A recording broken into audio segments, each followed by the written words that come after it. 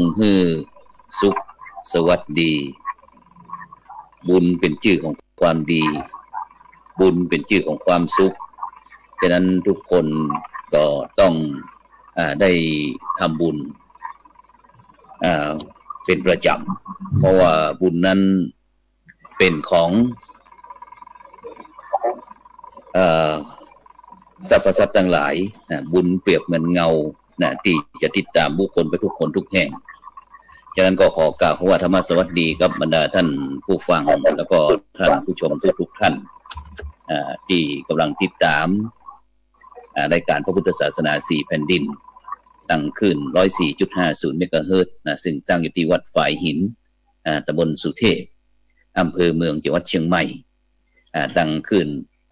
ตั้งช่องทำเป็นทีมกลุ่มพระสงฆ์อุบาสกอุบาสิการ่วมกันเผยแผ่ธรรมะออนไลน์ไลฟ์สดตั้ง Facebook ตั้ง YouTube ซึ่งบรรดาท่านผู้ฟังท่านผู้ชมก็สามารถที่จะรับชมตั้งเฟซทำเป็นทีมเฟซ IDTO ทำเป็นทีมสากลหรือว่าทาง YouTube ซึ่งก็ในค่ำคืนนี้ก็เป็นคืนวันเสาร์ที่12เดือนกุมภาพันธ์ปีพุทธศักราช2565ซึ่งเก้ากับผมมัตตมภาพพร้อมคณะก็ได้นำรายการพระพุทธศาสนา4แผ่นดินมาพบกับบรรดาท่านผู้ฟังเป็นประจำทุกคืนวันเสาร์ก็เวลาตั้งแต่ 20:00 นเป็นต้นไปจนถึงเวลาประมาณ 3:00 นซึ่งทุกท่านก็สามารถที่จะให้การสนับสนุนให้กำลังใจโดยการกดติดตามกดไลค์กดแชร์เพื่อเป็นธรรมทานยิ่งแชร์นักก็ยิ่งได้บุญนักแชร์น้อยก็ได้บุญน้อยหรือว่าต้องการที่จะร่วมบริจาคเป็นสาธารณกุศลชื่อบัญชีนั้นก็ตั้งออมบุญออมธรรมวันละบาททางธนาคารไทยพาณิชย์ซึ่งก็ตั้งบรรดาท่านผู้ฟังที่ต้องการที่จะร่วมบริจาคก็ไปที่เลขที่บัญชี145244700-8ชื่อบัญชีนั้นก็พระไทยธรรมกิจพระมหาชันชัยพรหมประดิษฐ์พระอาจารย์จตุรงค์ชูศรีเพราะฉะนั้นในค่ำคืนนี้เราก็ได้นำรายการมาพบกับบรรดาท่านผู้ฟังท่านผู้ชมในค่ำคืนวันนี้ก็จะมีผู้ร่วมรายการนักสักน้อยเพราะว่าเป็นคืนที่สำคัญวันไหนๆไม่สำคัญเท่าวันนี้เป็นวันที่สำคัญกว่าวันไหนเพราะว่าวันนี้เรามีมหาอุบาสิกามาร่วมด้วยฉะนั้นก็ขอนมัสการครับตั้งพระมหาเถระตั้ง3รูปแล้วก็ขอเจริญพรกับโยมอาจารย์ดร.ที่ได้มาร่วมในการวันนี้นะครับฉะนั้นก็รูปแรกในค่ำคืนวันนี้ที่มาร่วมรายการของเฮาก็คือหลวงพ่อพระครูสุจิตานุรักษ์ดร.เจ้าคณะอำเภอฝางเจ้าอาวาสวัดพระบาทอุดมอำเภอฝางจังหวัดเชียงใหม่นมัสการครับหลวงพ่อครับผมเปิดไมค์หน่อยครับผมหลวงพ่อจะเปิดไมค์แป๊บหนึ่งยินเหรอครับโอเคครับได้ยินครับผมสวัสดีครับครับผมก็เจริญพรญาติโยมอุบาสิกา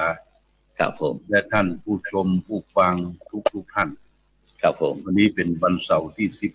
12ของเดือนที่2ของปี2565ก็ได้มีโอกาสได้มาพบปะกันเป็นนิมิตหมายอันดีครับวันเสาร์ที่แล้วก็บ่ายกันไปก่อนก็ได้มาร่วมวันนี้ก็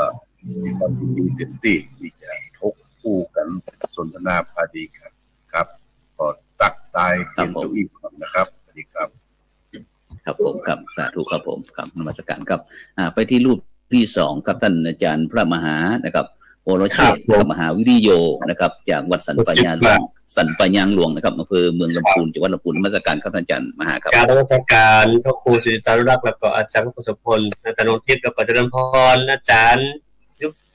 สุพินเนาะสุพินที่เข้ามาร่วมรายการนะก็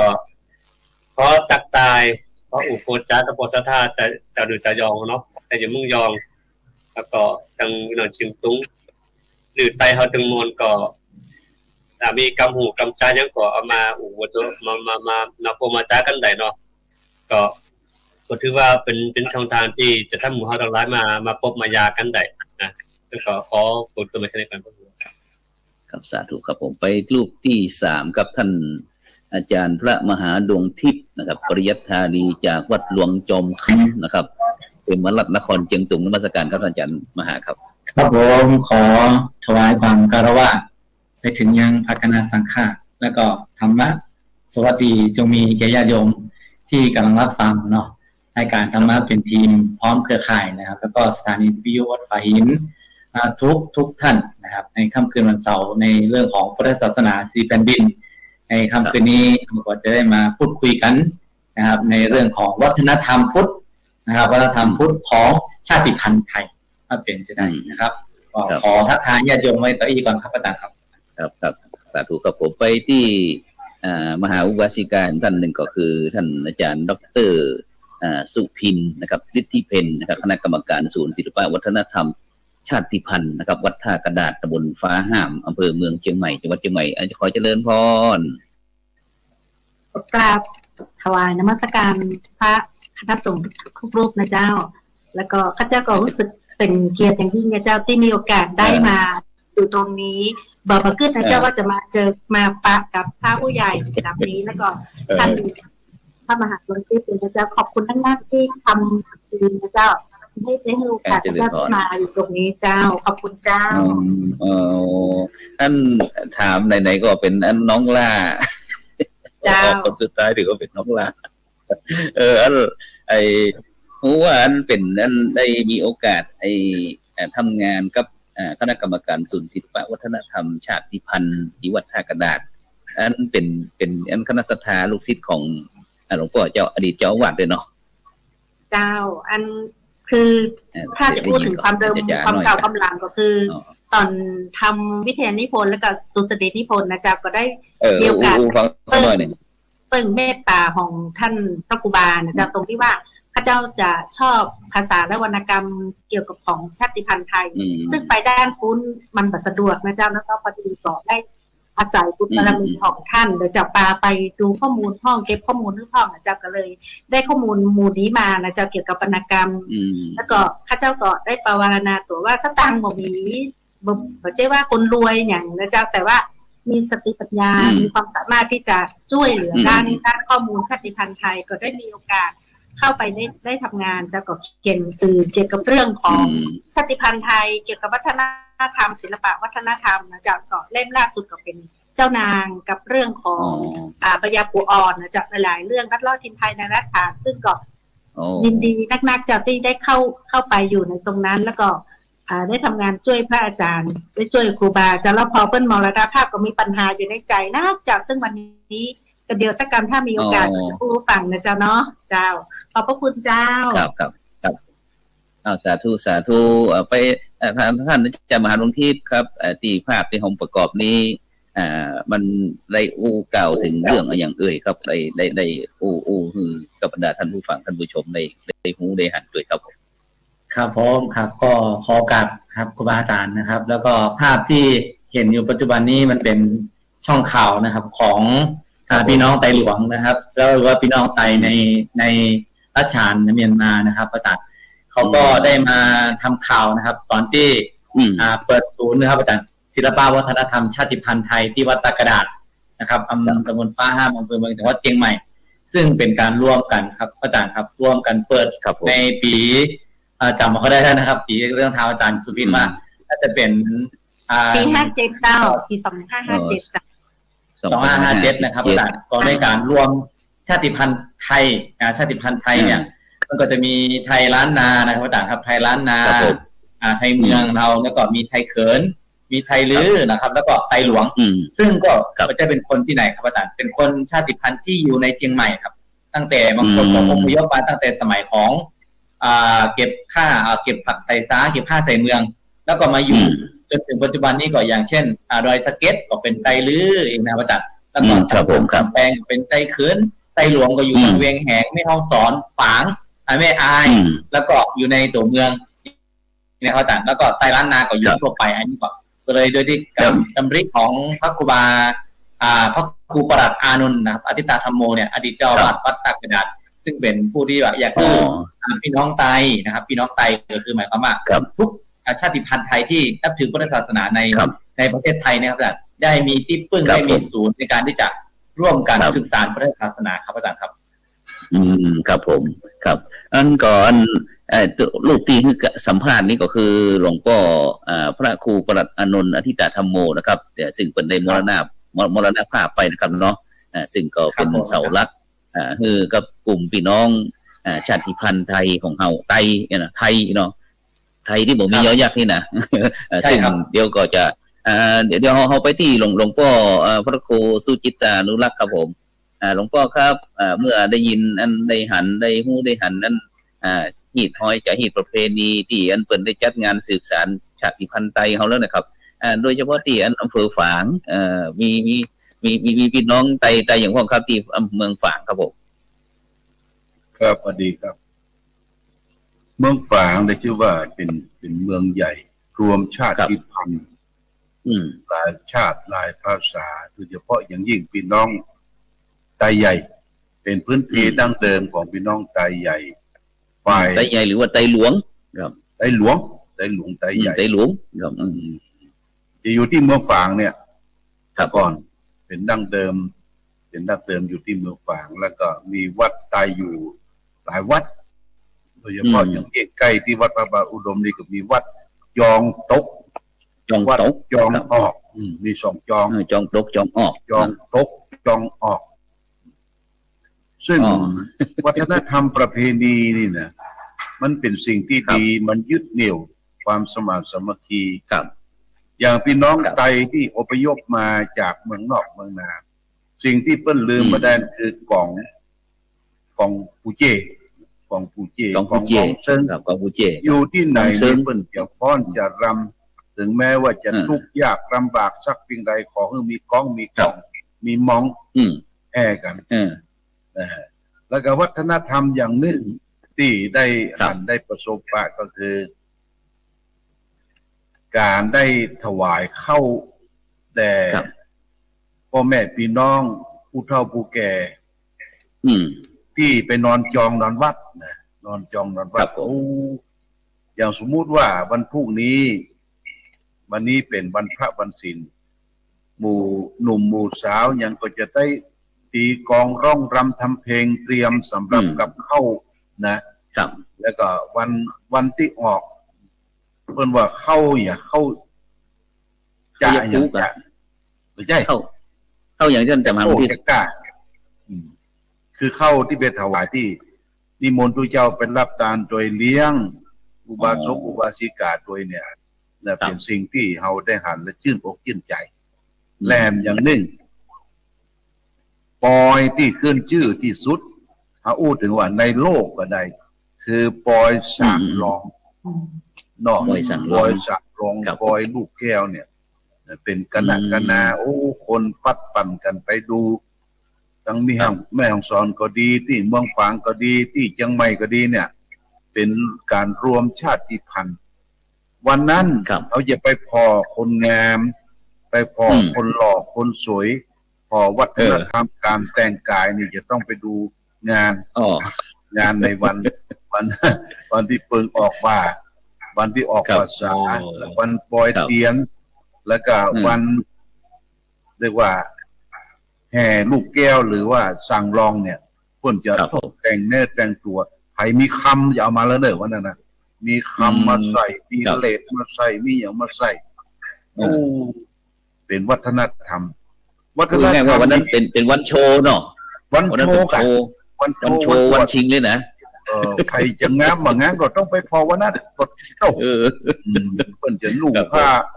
รัดแล้วก็ทำเป็นเอวเขียวนะเอวเขียวแล้วก็นอกจากนั้นก็กินกันเนอะเพิ่นเลี้ยงเพิ่นฉลองกันกินนี่เพิ่นประกวดเสี่ยงปัวหายอย่างเจ้าของปอยสั่งลองมาเตอะอย่ากินสักคุณได้เพียงใดก็เอากันว่าตีหนึ่งครั้งหนึ่งจะมีหนหนึ่งติดที่น่าอนุโมทนาถึงแม้ว่าเขาจะปัดบ้านปัดเมืองมาด้วยความทุกข์ความยากก็จะคลายความทุกข์ความยากลงเมื่อมีปอยมีลามมีการเฉลิมฉลองขึ้น และกำเมืองเฮามีกำหนึ่งว่าพ่อข้าตายบ่เสียดายเต้าฮีดข้ามีนะพ่อข้าตายบ่เสียดายเต้าฮีดข้ามีถึงว่าพ่อเขาจะล้มหายตายจากแต่จารีตประเพณีเนี่ยควรที่จะมียึดเหนี่ยวจารีตโดยเฉพาะอย่างยิ่งมาพ่วงกับพุทธศาสนาเป็นเรื่องสำคัญนะครับก็ส่งเสริมเต็มที่เรื่องจารีตประเพณีแต่หลวงพ่อก็ฉาบฉวยบ่ได้ทำวิทยานิพนธ์กับอาจารย์ประเดิดเดี๋ยวมันจะเจาะลึกออกมาว่าที่จารีตประเพณีหรือวัฒนธรรมสืบสานของชาติพันธุ์ต่างๆเนี่ยมันสามารถที่จะยึดเหนี่ยวนำจิตนำใจยึดเหนี่ยวการทำบุญศูนย์การพ่วงกับพุทธศาสนาของเราได้จะได้นะครับก็ว่ากันดีก่อนนะครับครับอิมนครับครับสาธุครับไปที่ท่านอาจารย์พระมหาวรเชษฐ์ครับอาจารย์พระมหาวรเชษฐ์มหาวิริโยครับนิมนต์เลยครับผมมีความเกี่ยวดองอันเป็นตัวแทนพี่น้องไต้ยังนี่ นิมนต์ครับไต่ไปเลยอาจารย์ไต่สนใจรอครับครูครับไต่สนใจรอแรงก็ได้พี่น้องก็จริงๆไตยองนะเป็นไตยองก็มันมีกับประวัติแต่ละที่แต่ละแห่งก็อุ้มเหมือนกันเนาะโดยเฉพาะเริ่มแรกเดิมทีก็คืออาจารย์แสวงมาเลเซียเป็นคนที่ศึกษาด้านนี้โดยเฉพาะแต่ก็ด้วยความที่เราเป็นคนพื้นที่ก็คือเมื่อก่อนเนี่ยเราก็คิดว่าเป็นคือระหว่างชายแดนเนี่ยคิดว่าเป็นอันเดียวกันหมดเลยคือก็มีคำว่าเขาก็เข้าใจว่าไทยยองเนี่ยมียอยักษ์เหมือนกันหมดเลยแล้วก็เข้ามาอันนั้นแต่ทีนี้พอมาเราศึกษาคำพูดเนี่ยมันก็มีการแบ่งแยกกันไปครับคือยองตัวเนี้ยคือที่จริงแล้วบางตำรา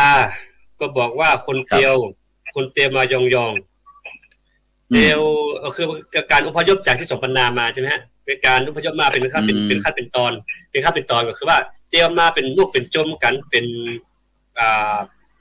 อะไรป้ากันเตียวมายองครับว่าการเดินทางมาเป็นกลุ่มมาเป็นกลุ่มก้อนมาแล้วทีนี้อย่างตัวนี้อย่างอาจารย์นุพินก็คงจะรู้แล้วว่าในตำนานเมืองยอเขาก็ว่าบางทีบ่ย่ายองซึ่งมีอาจารย์อย่างที่อยู่บ้านจังนักเอามาปลูกซึ่งคนในเมืองยอจริงๆเนี่ยผมรู้เรื่องแล้วว่าย่าเนี่ยคือย่ายองแต่ปรากฏว่าเขาก็ในพื้นที่ตัวนั้นเป็นย่ายองแต่นั้นคือไตยองเนี่ยก็คือมันมาเกี่ยวข้องกับลำพูนเฮาแต่ที่นี่ถ้าลำพูนเฮาเนี่ยการอุ้มกันจากก็เริ่มแปลกแนวไปแต่ว่าในเมืองยองจริงๆก็ยังยึดอยู่ฉะนั้นก็เมืองยองก็มีอยู่หลายพื้นที่ทั้งแม่สายทั้งแม่สวยทั้งที่จริงแล้วโดยสังเกตก็เป็นยองนั่นแหละแต่ว่าก็คือมีการแยกทรัพย์ออกไปเป็นรื้อบัญชีก็เป็นรื้อซึ่งมีกระบวนการทำวิจัยอยู่อย่างอาจารย์รัตนพรก็ทำว่าอันนี้คือพยานจะมาทุกเถียงกันจริงๆแล้วถามว่าอันนี้เกี่ยวมันก็เกี่ยวพันกันอยู่นะเกี่ยวพันกันแต่ว่ายองกับรื้อมันก็เกี่ยวพันกันอยู่แต่ที่นี่พยานจะแยกทรัพย์เพื่อต้องการให้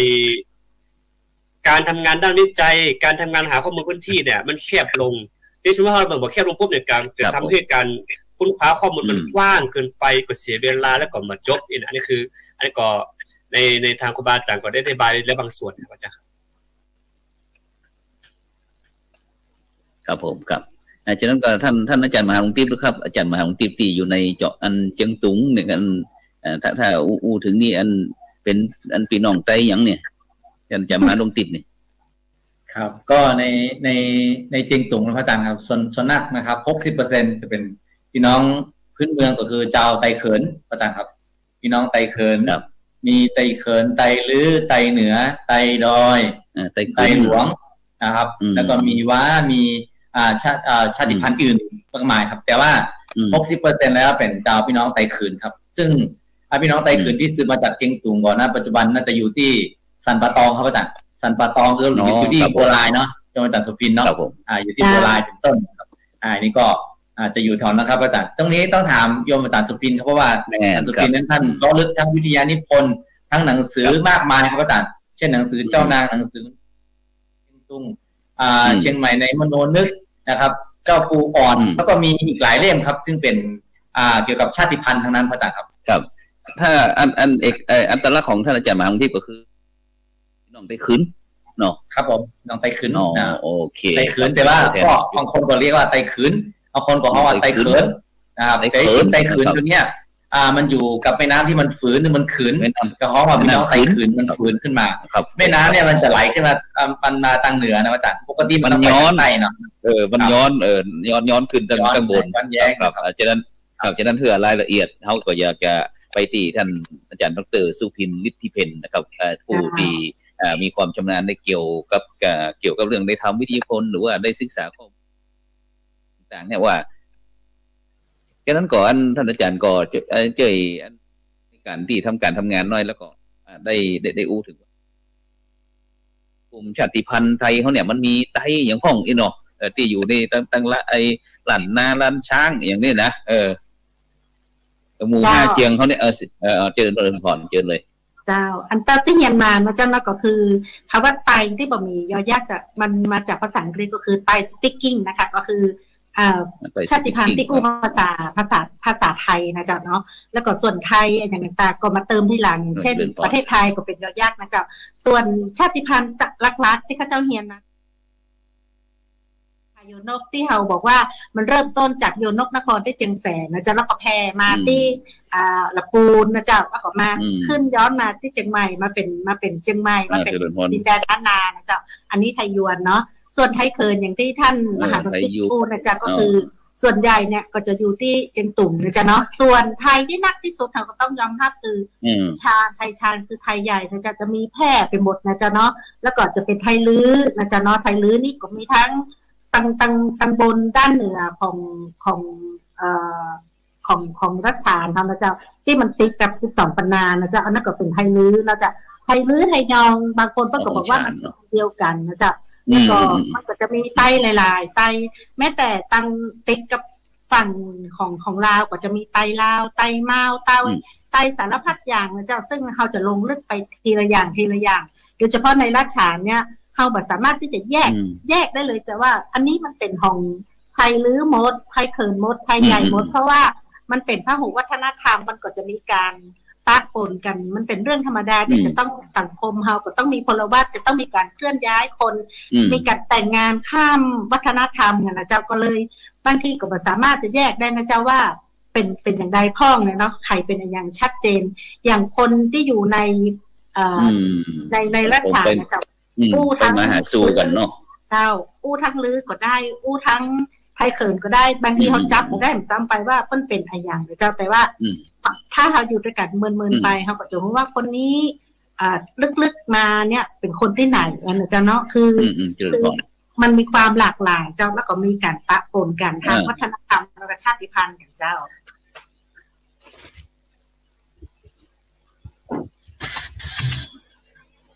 เจริญพรเจ้าแล้วก็อันโดยเฉพาะที่เวลาเราที่พอที่จะอู้คือบรรดาท่านผู้ฟังท่านผู้ชมนี้เพราะว่าอันแต่ละกลุ่มนั้นก็จะมีเอกลักษณ์หรือว่าอัตลักษณ์เนาะอย่างที่อย่างที่การแต่งตัวนี่คนที่อู้นี่ดูเป็นอย่างอันนี้ถ้าเตียนหัวแบบนี้ก็เป็นไตใหญ่เนาะแล้วท่านมหาเป็นไตใหญ่ไตหลวงไตใหญ่หรือไตหลวงครับผมไตใหญ่ไตหลวงเนาะครับแล้วก็ถ้าเป็นพี่น้องตั้งยวนนี่ก็คือตั้งเชียงใหม่เขานี่เนาะการแต่งตัวเขานี่เจ้าตั้งบ้านเขาก็ใส่เสื้อก้อมกันนะเจ้าแล้วก็ใส่สิ้นกันแต่ประเดี๋ยวนี้เขาก็แยกมาได้นะเจ้าอย่างเช่นเจ้าสาวเชียงใหม่เนี่ยก็มาใส่ชุดไทยก็มีใส่ชุดไทยใหญ่ก็มีใส่ปักปนกันมีเกวียนหัวซึ่งเป็นวัฒนธรรมของล้านนาของยวนนะเจ้าเขาก็เกวียนกันไปเอางามว่าเจ้าประเดี๋ยวนี้มันเป็นเอาหูวัฒนธรรมเจ้าเอาตามยุคตามสมัยวันนั้นท่านอาจารย์มหาหลวงทิพย์มาจำวัดที่วัดพระสิงห์ได้หันร้านเปิดชุดให้เจ้าหรือว่าขายต่างๆเนี่ยเป็นวันนี้มันไล่ก็ท่านอาจารย์มหาหลวงทิพย์ร้านไล่ออนไลน์เป็นพี่น้องไต้เขินครับเป็นโบกคว่ำบัวหงายนะครับอาจารย์จะเป็นเจียงตุงครับสิ้นเจียงตุงสิ้นเจ้านางมาจากผ้าถุงหรือว่าผ้าสิ้นครับแล้วถ้า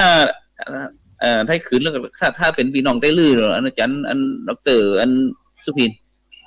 สิ้นจะเป็นไทยลื้อเนี่ยจะสิ้นงามนะเจ้ามันจะเป็นสิ้นลายน้ำไหลนะเจ้าเนาะอันที่ข้าเจ้าหันของอัน ไอ้น้องที่เป็นอยู่ตังเชียงแสนนะเจ้าน้องเปิ้นก็จะเป็นผ้าต่อ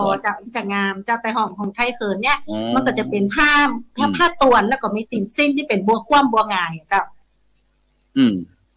แล้วก็ไตยองไตลื้อนะการแต่งตัวเขาก็เหมือนคือเมื่อก่อนเป็นห้องสิ้นตานะครับครูสิ้นตานี่สมมติจะต่อเองจะทำเองหมดอ่ะแต่ปัจจุบันนี่มันอย่างว่าอย่างอาจารย์บอกว่าพระวัฒนธรรมมันเลื่อนไหลหากัน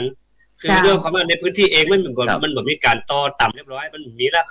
คือวัฒนธรรมการต่อผูกเนี่ยมดไปเลยเพราะฉะนั้นต้องเอาเนี่ยอย่างเช่นเนี่ยสีนี้ครับไตลื้อครับเนี่ยไอ้สีน้ำเงินเนี่ยเมื่อก่อนเขาต่อเองครับเมื่อต่อเองแต่ทีนี้คือปัจจุบันที่มันมีก็ต้องไปซื้อตังจากเจียงตุงจากแหล่งใกล้เคียงเข้ามาเลยนี่พี่น้องไตลื้อคนที่ได้รับการสัมภาษณ์คนที่กำลังอู้นั้นอันนั้นใส่เสื้อลือเนาะเสื้อปัดลือจะเสื้อปัดเสื้อปัดจ้าเสื้อปัดเสื้อปัดลือจ้าแล้วก็อันถ้าเป็นอันถ้าไทยมาวนี่หรือไทยมาวนี่อยู่ตรงไหนไทยมาวนี่จะอยู่ตังบนจะตัง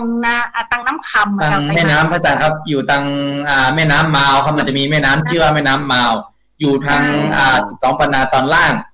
ก็ที่อยู่ในเมืองก็จะติดกับรัชฉานภาคเหนือครับจะติดกับเจ้น้ำคำราชเชี่ยวอาจารย์ครับใช่เจ้าไตมาวครับผมอันฉะนั้นบอกว่าจะเป็นเรื่องเอกลักษณ์อัตลักษณ์เนาะแล้วก็อันเรื่องถ้าสมมุติว่าถ้ายังพี่น้องไตยวนหรือคนเมืองเขาก็คงจะเป็นอาหารนี่ก็อาหารการกินนี่ก็คงจะเป็นอันอย่างดีนี่น้ำพริกอ่องได้ก่อนน้ำพริกอ่องแคบหมูได้ก่อนหรือว่าน้ำพริกก็ได้เนาะแต่น้ำพริกอ่องของพม่าก็มีของรัชฉานก็มีเจ้าของเจียงตุงก็มีแต่ว่ารสชาติมันต่างกันไปเจ้าแต่ว่าถ้าพิหารเอกลักษณ์ที่มันชัดๆก็คือตัวหนังสือเนาะตัวหนังสือถ้าเป็นหนังสืออักขระโบราณในไทยลื้อก็จะมีแห่งแบบนึงนะเจ้าท่านชิดเนาะไตลื้อแห่งแบบนึงไตใหญ่แห่งแบบนึงไตยวนแห่งแบบนึงนะเจ้ามันจะเหมือนกันตัวหนังสือนะเจ้าแต่ว่าลื้อกับไทยยวนเนี่ยจะกับเขินเนี่ยจะคล้ายคลึงกันคือถ้าไปอ่านก็ได้ตัวหนึ่งก็สามารถที่จะอ่านถึง3 อันได้แต่ไทยใหญ่นี่จะแตกต่างไปเลยเจ้าแล้วก็ถ้าสมมุติว่าถ้าพี่น้องชายกลุ่มชาติพันธุ์ไทยเขาเนี่ยเรื่องถ้าปัจจุบันนี้ถ้าเขาจะแยกกันนี่เรื่องที่อยู่อาศัยหรือว่าบ้านนี่พอจะแยกได้ก่อนถ้าปัจจุบันเดี๋ยวนี้เต้าที่ดูแล้วเจ้าอันมันถ้าอย่างไป12 ปนานะเจ้าเนาะคือรอบนอกเมืองหุ่นเมืองอย่างต่างๆเนี่ยประเดี๋ยวก็บ่เหมือนแต่ก่อนที่เขาเฮียนว่าถ้าเป็นเฮือนไทยลื้อเนี่ยจะเอาวันเสาร์ก็เสาลงไปตังฝั่งดินนะเจ้าเพราะว่าน้ำท่วมกันพวกการเอาตีนคืนแต่ประเดี๋ยวนี้มันแบบเจ้าแล้วเจ้าปิ๊กไปเมืองหุ่นเมื่อหุ่นเนี่ยปรากฏว่ามันเป็นตึกไปหมดเจ้าก็คือห้องน้ำเลยไปรุ่นแรกเนี่ยห้องน้ำผมอยู่เจ้าก็คือต้องถ่ายแล้วก็เป็นต่อลงมาที่น้ำเมืองนะเจ้าตะกอนมันจะสาบมันจะสาบขนาดแต่ประเดี๋ยวนี้ปัจจัยแล้วเจ้ามันเปลี่ยนไปทักขนาดหรือเจ้าบ้านเรือนก็เปลี่ยนไปหรือแม้แต่เครื่องทำน้ำฮ้อนอะไรต่างๆก็จะเป็นโซล่าเซลล์ต่างๆเจ้ามันเจริญขึ้นไปแล้วเจ้าประเดี๋ยวแล้วถ้านอกจากนั้นถ้าเข้ามาถึงเรื่องเอกลักษณ์อัตลักษณ์เนี่ยคืออย่างลูกพันธุ์สันธานอย่างนี้พอจะแยกกันออกได้ก่อนถ้าสมมติว่าคนนี้คือคนไตยวนคนนี้คือไตขืนนี่คือพี่น้องไตหลวงนี่นะไตลื้อไตยองนี่ได้ก่อนสามารถแยกได้ก่อนคนมันก็งามเหมือนกันนะท่านอาหารแต่เขาบอกว่าในบรรดาทั้งหมดเนี่ยคนงามที่สุดก็คือคนไทยลื้อเขาบอกลื้อเนี่ยจะงามทัดมาก็จะเป็นไทยใหญ่สะอดสะองงามจ้ะแล้วก็จำนำหน่อยเนี่ยก็ถ้าจะเป็นคนเมืองนะจ๊ะจำนำเลยได้ยวนจ้าแต่ที่อาตมาได้ถามมันอาจารย์ดร.สุพีนี่ก็คือต้องการนั่นจะได้ให้ละเด็กละอ่อนหรือว่าบรรดาคนรุ่นหลังเขาที่บอกว่าได้มีความสันทัดสันฐานอย่างคือว่าความละเอียดเราเนี่ยเนาะก็คือว่าปัจจุบันเนี่ยสิ่งเหล่านี้มันบ่สามารถที่แยกกันได้แต่ไม่มีที่พี่น้องไตของเขานี่นะที่เป็นหนึ่งเดียวกันอาจารย์สุพีลองทายดูอย่างที่เป็นหนึ่งเดียวกันพุทธศาสนาเนี่ยเขาจะนับถือพุทธศาสนากันเพราะว่าจะเป็น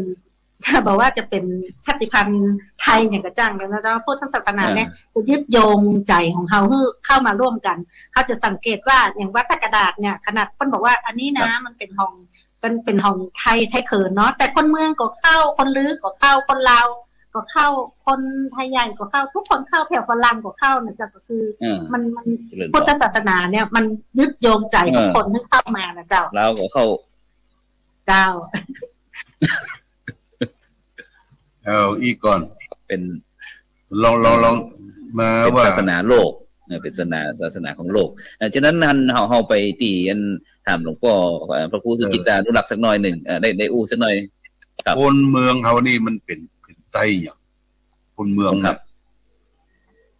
คนเมืองห้องไตอย่างโยนกอะไตยวนนกอะเจ้าไตยวนนกไปอย่างแล้วหลวงพ่อเรื่องไหนนี่หลวงพ่อจะถามว่ามันพระบุรุษไตยวนแม่อุ้ยนะของหลวงพ่อเนี่ยอยู่ในย่านของต้าลี่จอมตองนี่เป็นไตอย่างต้าลี่จอมตองเนี่ยต้าลี่เจยองต้าลี่จอมตองนะเมืองต้าลี่อ่ะต้าลี่เมืองต้าลี่นี่มันอยู่ในเขตเป็นลานช้างหรือเปล่าครับน่าจะอยู่ตรงโน้นผมว่ามันก็น่าจะอยู่ในของไตลื้อนะครับไตลื้อจอมตองเนี่ยจอมตองเนี่ยจังหวัดจอมตองเนี่ยอำเภอจอมตองจริงๆต้าลี่นี่อาจารย์เลือกเพลงนะเจ้าชื่อเพลงนะเจ้าฮู้ดีจริงๆแล้วต้าลี่เนี่ยคือเป็นกาดหมายถึงว่าบ้านนั้นจะเป็นทำที่ดักป่าลี่ป่าเนี่ยในตัวลี่ดักป่าของต้าลี่ต้าไปถึงต้าลี่เนี่ยหลวงพ่อก็สงสัยว่าหลวงพ่อเป็นบรรพชนหลวงพ่อเนี่ยมาจากที่ไหนใครรู้ว่าพออุ้ยแม่อุ้ยเจนเหมาะเนี่ยกำเนิดเกิดที่บ้านต้าลี่อันนี้ต้องเข้าไปอ่านประวัติศาสตร์ที่ต้าลี่ของเราเจ้าก็จะกับแก้วฟันธงแต่ถ้าฟังท่านนี่นะเป็นคนเมืองเจ้าเป็นภาษาคนเมืองเนาะสำเนียงเหมือนเจ้าเลยอ่ะเพราะไก่มาหลายรุ่นแล้วคุณโยมเจ้านะก็มันเมืองหรอเมืองตึงแตกเนี่ยมันเมืองตึงแตกเอาเมืองนี่แต่ว่าจะถามว่าภาษาเมืองพื้นเมืองดั้งเดิมของเนี่ยมันมาจากที่พื้นเพอย่างกำเนิดเกิดที่บ้านต้าลี่จอมตองเนี่ยพออุ้ยไม่อุ้ยก็เล่าฟังว่าอพยพมาจากเมืองต้าลี่ต้าลี่มันจะเป็นลี่อันตัวใดตาดน้ำเนาะแล้วมีลี่มีที่ดักป่ากันอย่างอันตาดักป่าตาดักป่าแต่คนพื้นเพที่นั่นน่ะบ่ฮู้ว่าจะเป็นพ้นเพที่ไหนบูนะแต่จอมตองนี่จะเป็นอย่างเป็นเลาะก็เป็นอย่างมันก็มีเลาะนี่ขึ้นไปทางฮอดเจ้าเก่ามีเลาะทางฮอดเนาะเจ้าครับขึ้นฮอดทางเลาะมี10กว่าหมู่บ้านพี่น้องเมืองฮอดที่ฮอดมี10กว่าหมู่บ้านครับอันพี่น้องเลาะนี่นะนางอายที่ปู่สะเนาเนี่ยมันเป็นเลาะเป็นอย่างที่เปิ้นปู่สะเนาอ่ะใครอยู่พลปูนนะลังกะเนี่ยชาติพันธุ์ไหนครับผมนะคุณหลวงลังกะกันข้างนี่มันเป็นเจ้าล้วนนะพี่น้องเจ้าล้วนครับเป็นผู้นำของพี่น้องล้วนครับผมอยู่ดอยสุเทพเนาะดินดอยสุเทพเนาะปุ่งสะเนานะจ๊ะเปิ้นเป็นคนซิกเนาะเป็นคนซิกคือต้องการที่จะคือก่อนหน้าคือระหว่างวัฒนธรรมใหม่กับวัฒนธรรมเก่ามาปะทะกันก็ธรรมดาครับการแยกพื้นที่ก็คือคนพื้นที่เนี่ยในเมื่อจะถูกคนหนึ่งมาครอบงำอำนาจเก่าก็บ่ยอมแล้วมันก็ต้องแสดงพลังหน่อยแสดงพลังไปปุ๊บก็ประมาทเกินเนื้อไปหน่อยก็เลยพลาดพลั้งอันนั้นก็คือเหมือนในธรรมบทแหละครับธรรมบทก็เช่นเดียวกันคือระหว่างศาสนาพุทธกับพราหมณ์กับผีกับต่างๆมันจะปะทะกันตลอดเวลาอันนี้ก็เช่นเดียวกันก็คือแต่ว่าคนที่อันใดที่คือคนเฮานี่บางทีอย่างมันต้องย้อนถึงอดีตนะครับแม้แต่ปัจจุบันนี้เขามึงยองเองจะไปเอาวัฒนธรรมเลยครับปุ๊บเขาต้องมาเอาครับมันต่อต้านตลอดบัดนี้สักอย่างครับอันนี้คือมันล่องลอยมันวัฒนธรรมเนี่ยมันเป็นจะเชื่อมตั้งแต่อดีตถึงปัจจุบันอันนี้คือคนคือลักษณะบุคลากรที่ว่ายังยึดมั่นถือมั่นในตัวพื้นที่เนี่ยมันก็ยังเห็นชัดเจนครับมันต้องว่าถึงอนาคตมันต้องว่าถึงอดีตนะปัจจุบันเนี่ยลองไปสร้างสมมติว่าอย่างกับผมเองเนี่ยเข้าไปมุงยอมไปสร้างอะไรต่างๆนาหรือว่าไปทำตัวเพื่อมันจะบูนปากเสร็จนะครับมันจะบูนปากมันจะไปถึงไหนนั่นน่ะ คืออันนี้คือลักษณะกับว่าพื้นที่ใหม่พื้นที่เก่ามันจะปะทะกันตลอดเวลาวัฒนธรรมแต่ปัจจุบันนี้วัฒนธรรมของเฮามันข้ามไปเกินไปข้ามมันไปคือคุณเท่าเฮาบัดตันแล้วละอ่อนเนี่ยมันฮับมาตลอดสุดท้ายแล้ววัฒนธรรมคนเท่าก็มาทำอะไรละอ่อนปัจจุบันเนี่ยมันปะทะกันอยู่ครับครับผมวัฒนธรรมในดั้งเดิมนี่นะมันแฝงไปด้วยภูมิปัญญาอย่างเปิ้นสร้างบ้านแฝงเฮือนน่ะเปิ้นมีหินเนาะหินห้องพื้นอย่างทิศตองปันนาอย่างครับมันเป็นภูมิปัญญาของชาวบ้านแล้วก็บ้านสร้างหลังหนึ่งเนี่ยมันเคยมีเหล็กตะปูมันเคยมีเหล็กโกนเนี่ยมันทำได้ยังไงมันเป็นภูมิปัญญาในยุคนั้นสมัยนั้นแล้วก็บ้านเฮาก็บางอย่างแต่ว่าประเพณีนั่งกินข้าวเนี่ยนั่งกินข้าวประเดี๋ยวอ่านไปแล้วแม่ยิงจะต้องนั่งอย่างไรพ่อจายจะต้องคดถวายแม่ยิงนั่งกับเพียบเนี่ยนั่งกินข้าวร้องวงกันนี่นะจะดูอากับกิริยาคือวัฒนธรรมนั่งกินข้าววัฒนธรรมการกราบการไหว้ถ้าเป็นจะได้อันพม่าทั้งปุ้นเปิ้นนั่งของเยาะแล้วก็กราบพลกมันเป็นจะได้มันต้องมีเก้ารากเหง้าของมีวัฒนธรรมดั้งเดิมเนี่ยนะการกราบการไหว้บ้านเฮานี่เป็นจางคับประดิษฐ์ตั้งปนเปิ้นนั่งของเยาะเนาะไหว้กราบลงเนี่ยนั่งของเยาะมันต้องมีอย่างแฝงอยู่ในตัวมันยุคนั้นเป็นยุคของข้าศึกก็จะฝังไปก็ฝังกราบก็อย่างเราต้องมาคิดพิจารณาเกมตัวรวดดิเกมตัวตลอดเวลากินข้าวก็นั่งของเยาะนั่งของเยาะกินเนี่ยนั่งของเยาะกินปั้นเนอร์ก็ดีจะไปพบทับจับซึกเนี่ยมันก็สืบเป็นกินข้าวเลยเนาะคนก่อนนั้นเนาะจริงๆนี่ที่พ่อเขาเป็นสอนได้ป่ะครูครับเขาเป็นสอนนี่คือว่าหนึ่งเวลากินข้าวเนี่ยห้ามอู้กันดังห้ามเล่าขวัญกันเพราะว่ามันมีจ้องฝากอยู่เพื่อนถ้าเมื่อก่อนมันมีฝากมาก่อนเวลาอู้กันปุ๊บเวลาเปิ้นเตียวไปเตียวมากันเพราะว่าเปิ้นห้ามอู้กันดักเมื่อกินข้าวอย่างทำชิ้นอย่างนั้นเรื่องต่อไปคือว่าอันนี้หันโดยพระพุทธเจ้าเปิ้นบัญญัติมาแล้ว 2,000 กว่าปีแล้วนะเวลาคำข้าวอยู่ในปากนี่จะไปพูดจะไปอู้แล้วจะไปสั่นดังแจ๊บจะไปสั่นเลียปากจะไปสั่นเลียมือพระพุทธเจ้าสอนมา 2,000 กว่าปีแล้วนะนี่ 2,000 กว่าปีมันเป็นวัฒนธรรมเป็นประเพณีเป็นจารีตที่พระสงฆ์เอานำมาใช้แล้วก็สืบสายไปถึงฆราวาสญาติโยมเนาะที่เป็นวัฒนธรรมที่ดีครับเดี๋ยวถามกันลำชาของท่านมหาวรเชษฐ์นี้เอาที่ไหนมาน่ะโอ้โหครับตรงนะบ้านที่ผมสร้างอยู่เมื่อบ้านที่ผมไปสร้างเองครับที่ไหนที่เมืองยองครับโอ้โหปลาไปแล้วเนาะเจ้าบ้านมาได้เตะครับนิมนต์เลยครับนิมนต์อย่างมีเจ้าบ้านเนี่ยหาเจ้าบ้านอยู่ครับอย่างมีเจ้าบ้านเนี่ยดีด้วยเนาะครับยำเล่นฉลองด้วยครับยำเล่นฉลองด้วยครับกำแพงกับเพื่อนเล่นฉลองเป็นธรรมชาตินะเดี๋ยวลัดต้งนะเนาะโอเคฉะนั้นตอนนี้เขาได้อู้นะครับอันเขาได้อู้ถึงเกี่ยวกับเรื่องกลุ่มชาติพันธุ์ไทยของเขาว่ามีอย่างพ้องมีเอกลักษณ์อย่างพ้องแล้วบอกว่าจะเรื่องการแต่งตัวที่อยู่อาศัยอาหารการศีลภาษาอู้รูปพันธุ์สันฐานซึ่งก็มันออสโมซิสไปหมดแล้วท่านอาจารย์สุวินบอกว่าไปมาหาสู่กันมีการข้ามสายพันธุ์ก็มีนะก็ทำให้เป็นลูกครึ่งนะเหมือนที่พ่อครูโสพลก็เช่นเดียวกันนะครับเป็นลูกครึ่งนะครับวันนั้นได้ปลาท่านอาจารย์มหาลุงติดถึงโยมป้าอายุ88เพิ่นบอกว่าพ่อของเปิ้นเนี่ย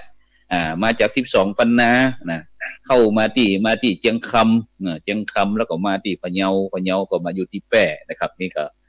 สก่อนได้รู้สึกว่าตันหันป่อของป่อนี่เพิ่นก็จะนุ่งผ้าแพรผ้าจีนนะกางเกงจีนเนี่ยนะสมัยก่อนแล้วก็เพิ่นก็ชอบก้าเราขายแล้วปัจจุบันนี่ก็ถ้าสังเกตพระครูโสพลก็ชอบปลูกผักไม้ไซหญ้าผักกาดกวางตุ้งคันหน้ามาทั่วมาเขียวอย่างต่างๆเหล่านี้นะครับนี่ก็คือมันได้อันไก่พันธุ์ไปแล้วนะครับรุ่นจากอพยพมาก็รุ่น4แล้วนะจนถึงนั่นตัวผู้ดำเนินการเองชั้น4แล้วนะครับฉะนั้นก็นี่คือภาพรวมของกลุ่มพี่น้องชาติพันธุ์ไทยทีนี้ในปัจจุบันนี้โลกยุค 5G นี่มันไปไกลนะครับฉะนั้นก็บ่สามารถที่จะกำหนดกฎเกณฑ์ว่าตรงนั้นตรงนี้เป็นจะได้แต่ก็มีการเขตปกครองของอธิปไตยของแต่ที่สมมุติตัวเองว่าเป็นประเทศนั้นประเทศนี้ต่างๆนะครับแต่ก็บ่สามารถที่จะแยกสิ่งที่อัตลักษณ์เอกลักษณ์ต่างๆของ กลุ่มชาติพันธุ์ต่างๆได้นะครับฉะนั้นในปัจจุบันนี้ก็เลยบางกลุ่มชาติพันธุ์เขาก็บ่ได้มีที่อยู่ที่นี่เป็นหลักเป็นแหล่งเนาะทีนี้เขาก็จะกลับมาที่วัดท่ากระดาษมาที่ศูนย์วัฒนธรรมชาติพันธุ์ไทยเนี่ยที่วัดท่ากระดาษเนี่ยโดยเฉพาะท่านอาจารย์สุพินท่านอาจารย์พระมหาดวงทิพย์ท่านอาจารย์มหาวรเชษฐ์ก็คงจะได้มีส่วนเกี่ยวข้องด้านใดด้านหนึ่งกันงั้นก็อยากจะเจริญพรท่านอาจารย์สุพินได้ให้ฟังว่าศูนย์เนี่ยมันมีเป็นความเป็นไปเป็นมาจะใดแล้วก็มีวัตถุประสงค์อย่างขอเจริญพรเจ้าก็คงจะต้องนะเจ้าเรื่องความเป็นมาของศูนย์วัฒนธรรมนะเจ้าจริงๆแล้วศูนย์เนี่ยเพิ่งเปิดเป็นทางการเมื่อปี 2557 นะเจ้าแต่ว่าการดำเนินการของพระครูบาซึ่งสมัยก่อนเนี่ยเพิ่นเข้ามาอยู่ที่วัดตะกระดาษประมาณปี 2930 นะเจ้าแล้วก็ได้รับการแต่งตั้งขึ้นเป็นเจ้าอาวาสปี 34 นะเจ้าตอนแรกนั้นก็ยังบ่มีศูนย์แต่ว่าเปิ้ลเนี่ยเป็นคนที่มาจากไทยเขินนะจ๊ะมาจากเจียงตุงเนี่ยเปิ้ลก็เหมือนกับคนสองแผ่นดินนะจ๊ะเปิ้ลก็ติดต่อทางด้านวัฒนธรรมใจวัฒนธรรมในเป็นสื่อกับด้านปูนสมัยก่อนนั้นยังมีสมเด็จพระธรรมนะจ๊ะเปิ้ลยังเป็นเพียงแค่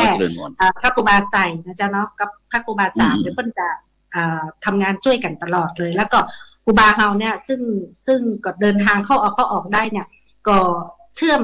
สองฝั่งด้วยกันนะจ๊ะตรงที่ว่าตะกระดาษเนี่ยเปิ้ลก็ทำหน้าที่ของเจ้าอาวาสที่บำบัดทุกข์บำรุงสุขเป็นที่ยึดเหนี่ยวทางใจของเจ้าบ้านนะเจ้าในขณะเดียวกันทางโน้นเปิ้ลก็เข้าไปช่วยเหลือไปดูแลกันนะเจ้าจะมีอย่างกระแจกแต่ว่าที่ใต้กระดาษนะเจ้าเพราะว่าพระครูบาเนี่ยอยู่ใต้การดูแลของคณะสงฆ์เชียงใหม่เจ้าพระครูบาก็ดำเนินการทุกอย่างตามของคณะสงฆ์นะเจ้าบอกว่าจะเป็นธรรมสัญจรบอกว่าจะมีงานอย่างที่คณะสงฆ์มอบหมายแล้วเปิ้ลก็จะทำโดยตลอดนะเจ้าในขณะเดียวกันเปิ้ลก็ทางด้านของชาติพันธุ์เนี่ยเปิ้ลก็ฮักในชาติพันธุ์สิ่งที่ทำให้เปิ้ลเนี่ยเด่นขึ้นมานะเจ้าของศูนย์ชาติพันธุ์วัดท่ากระดาษก็คือการจัดจุลกฐิน3แผ่นดินนะเจ้าก็ตั้งแต่ปี36 37 38มีท่านนายกชวลิตยงใจยุทธนะเจ้ากับภรรยาของเปิ้ลคือคุณหญิงหลุยเนี่ยก็จะมาเป็นประธานตั้งแต่ปี3 ปีซ้อนเลยนะเจ้าก็เลยทำให้วัดตะกระดาษเนี่ยเป็นที่รู้จักนะเจ้าแล้วก็คนที่มาใช้แรงงานในเชียงใหม่แล้วก็เริ่มเข้ามานะเจ้าเข้ามาในที่สุดก็ต้องเปิดศูนย์เพราะว่ามันจะได้เป็นทางการเนื่องจากที่ว่าอย่างเฮาฮู้นะเจ้าว่าถ้าคนทางปูนเข้ามาก็จะโดนมองว่าเลี้ยงหัวรุนแรงก่อนอย่างก่อการเปิดศูนย์เนี่ยมันก็ทำให้มันเป็นทางการนะเจ้านะเปิ้ลก็เข้ามาปฏิบัติงานหลายๆอย่างนะเจ้าแล้วก็ที่โดดเด่นแห่งอย่างก็คือในเรื่องของการสอนหนังสือให้กับคนชาติพันธุ์ไทยนะเจ้าคือคนที่ปันของปุ้นมาเนี่ยก็จะสอนภาษาไทยสอนภาษาอังกฤษเพื่อจะได้สามารถที่จะติดต่อสื่อสารอย่างต่างๆได้อ่านออกเขียนได้นะเจ้าก็เลยทำให้เปิ้ลได้รับรางวัลนะเจ้าจากกระทรวงวัฒนธรรมนะเจ้าเป็นรางวัลเปิ้ลเขาว่าผู้มีคุณูปการต่อการใช้ภาษาไทยก็ได้รับโล่ไปนะเจ้าหลายๆสิ่งหลายอย่างที่เปิ้ลทำเนี่ยก็เป็นประโยชน์ต่อทั้งหลายปูนและหลายเพต้นก็บ่ได้ละหลายปูนค่าพรรษาเนี่ยก็จะสหาศรัทธานะเจ้าศรัทธาทั้งหลายเนี่ยห้อมกันได้เข้าได้ของไปก็เอาไปทั้งหลายปูนเพื่อจะทำธรรมสัญจรในระหว่างเพิ่นน้องว่าธรรมะสักกะฉามันก็จะเนาะแล้วก็ไปตามวัดต่างเจ้าต่างๆตามรอบนอกนะเจ้าแล้วก็ด้วยความดีของเปิ้ลเนี่ยในปี41เปิ้ลก็ได้เป็นพระสวัสดินะเจ้าแล้วก็ปี52นะเจ้าก็ได้เป็นพระครูบานะเจ้าทีนี้สิ่งที่สำคัญอย่างหนึ่งที่ข้าเจ้าเป็นกังวลขนาดเลยคือหลังจากที่เปิ้ลมรณภาพไปแบบกระทันหันก็คือการที่พระครูบาเนี่ยได้ทำ MOU นะเจ้ากับของมจรวัดสมบัติเจ้าเป็นศูนย์ศึกษาพระพุทธศาสนาประเทศเพื่อนบ้านนะเจ้าและที่ก่อให้เกิดมูลนิธิภูมิภาคลุ่มน้ำโขงนะเจ้าที่ทำให้พระเนนทางอีสเทิร์นชานก็คือภาคตะวันออกที่เขารู้กันว่ามันมี3จังหวัดก็คือเจียงตุงนะเจ้าแล้วก็ตะกี้เล็กแล้วก็เมืองสาดเจ้าพระจากทางโน้นเนี่ยก็เข้ามาศึกษาแล้วก็มาอยู่ที่ตะกระดาษนะเจ้าพอท่านมรณภาพไปสิ่งที่เขาได้รับโทรศัพท์จากมจรบอกว่าส่วนนี้จะได้อันประเดี๋ยวค คนประสานงานเนี่ยคนทำ MOU เนี่ยบ่มีแล้วศูนย์จะล้มและการเล่าภาพในนังปุ้นจะได้ก่อนพระเจ้าก็ตันหัวใจเนาะว่าบ่ฮู้จะแย่งใดก็ได้กู้กับหลายๆฝ่ายก็บอกว่าถ้ามีเจ้าวาดรูปใหม่มาแล้วเปิ้ลเข้าใจงานของพระครูบาซึ่งทำประสานสองฝั่งก็คือของจิตตัวของชาญตัวและตะเพตัวเนี่ยศูนย์จะต้องล้มใต้กระดาษก็จะต้องกลายเป็นคนเมืองแน่ๆพระเจ้าก็บอกว่าจะเนี่ยอย่างใดคือถ้าคนมาอยู่ตรงนี้ปุ๊บภาษาก็ต้องได้เนาะไตลื้อไตเขินไตใหญ่ทุกอย่างก็ต้องใกล้เคียงกับคุณสมบัติของเจ้าวาดรูปเดิมหรือพัฒนานักกว่านั้นเพราะว่าเดี๋ยวมัน 5G แล้วเนาะข้าเจ้าก็ มาอยู่ตรงนี้แล้วก็บอกว่าจะเนี่ยจะได้ก็เลยจะให้เรียนปรึกษาท่านผู้รู้ทั้งหลายท่านผู้ที่มีเป็นฝ่ายบริหารของสงฆ์ตรงนี้จะว่าทางออกของศูนย์วัฒนธรรมวัดกระดาษนะชาติพันธุ์ไทยเขาจะแยกใดพระเจ้าหอมที่สุดคือเรื่องของพระเนรที่จะมาศึกษาที่ในเชียงใหม่เนี่ยจะเจ้าว่าจะเนี่ยอย่างไรจะคือเขาเรียนภาษาหน้าใหม่เลยนะเจ้าสา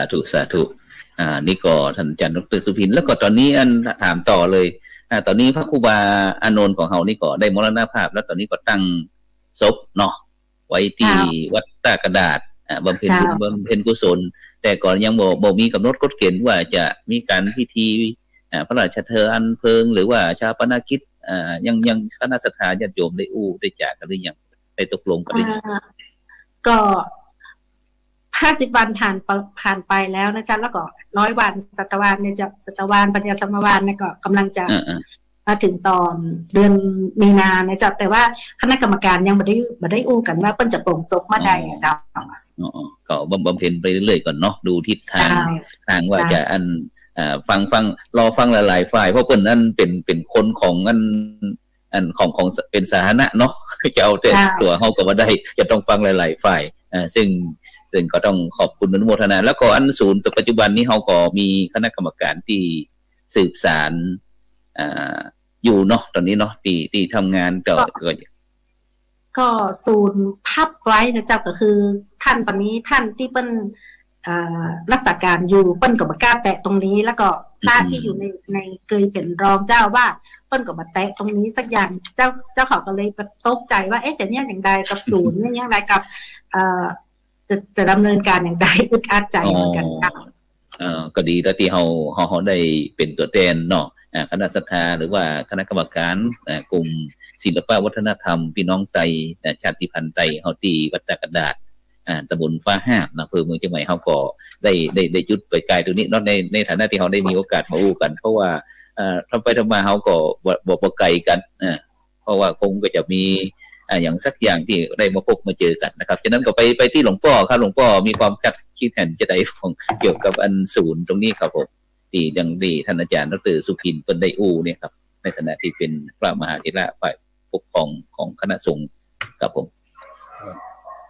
ก็สมควรที่จะสืบสานครับถ้าการสืบสานนี้ก็จะต้องมีการที่ออกความร่วมมือหลายฝ่ายทั้ง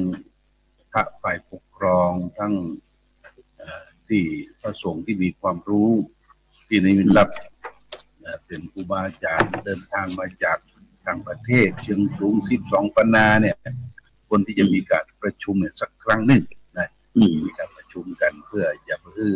ศูนย์เนี่ยให้มันหายไปดับไปกับทางครูบาเพราะว่าครูบาเพิ่นมีเจตนาดีที่จะรวมชาติพันธุ์ที่พัดบ้านแต่งเมืองมาหลายที่หลายต่างมาอยู่รวมกันสร้างความสุขให้แก่เขาสำคัญที่จะมีการประชุมกันเนาะประชุมกันปรึกษาหารือกันแล้วก็เชิญท่านผู้รู้ทั้งหลายมาถกปัญหาต่อไปเราจะพัฒนาให้ศูนย์เนี่ยยังลงรักษาอยู่ได้จะได้เป็นสิ่งที่จะต้องช่วยกันนะครับก็คือเรื่องของท่านครูบานะครับก็คือการที่จะต้องมีการพบปะกันตึงในรอบตึงนอกรอบนะครับเนาะได้อู้ได้จากกันแล้วเขาก็คงจะมีหนทางอยู่แล้วนะเพราะว่าไอ้นับถือพุทธศาสนามีพระพุทธศาสนาเป็นศูนย์รวมจิตใจอยู่แล้วนะฉะนั้นก็บ่ยากแต่ท่านอาจารย์ดร.สุพินเพิ่นก็อาจจะวิตกสักหน่อยนึงนะแต่ก็เป็นเรื่องปกติ ห่วงดีกว่าไม่ห่วงเนาะ